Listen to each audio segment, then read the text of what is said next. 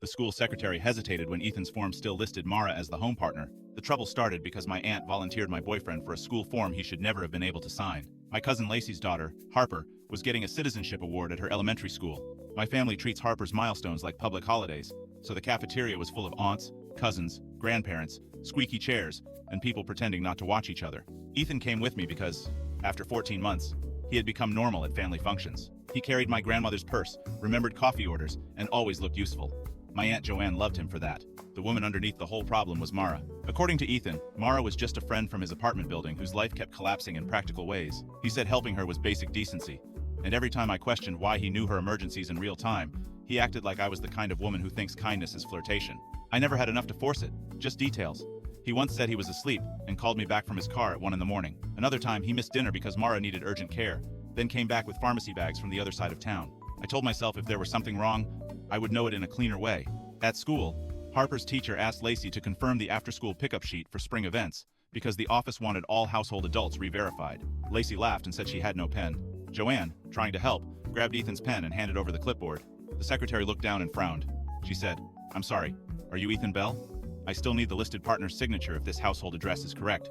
Ethan went still. Joanne took the clipboard to see what they meant, then read one line too far out loud. Household adults. Mara Keene. Ethan Bell. Relationship to student. Mother's partner. Nobody spoke. Harper was coloring 3 feet away. Lacey asked why Ethan's name was on her daughter's school form at all. The secretary said the update came through 2 weeks earlier during literacy night, and because the address matched the second household contact, the office only needed a final signature. The address was Mara's building. Same street, same unit range Ethan had told me belonged to that dramatic neighbor. He started talking fast. He said Mara had brought her niece to literacy night and used his name as a temporary adult because the child's father was late. He said partner on school forms can mean anything from household helper to pickup backup. Maybe some of that was technically possible. School forms do use sloppy labels. Desperate parents do grab the nearest dependable adult. Then my cousin Drew asked why Ethan's home address was typed under the line for second household contact. That was the turn. Until Drew said that, the room could still pretend this was bureaucratic stupidity. Once the address came in, it stopped being about one strange signature and became about why my boyfriend's residence had been entered into another child's school file under a home connected to Mara. Ethan said he had been helping Mara forward mail after a lease issue and must have autofilled the address while signing something else. Joanne, who had spent a year calling him steady, stepped back. Lacey asked why her daughter's school would know Ethan's name, his address, and Mara's child-linked information if Mara was just some neighbor in recurring distress. I asked one question.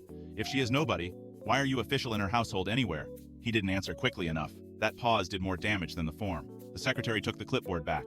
Lacey said no one was adding Ethan to anything connected to Harper. By the time the award started, my family was no longer looking at me like I had found another reason to be suspicious. They were looking at Ethan like a man who had somehow become part of another home while still showing up inside mine.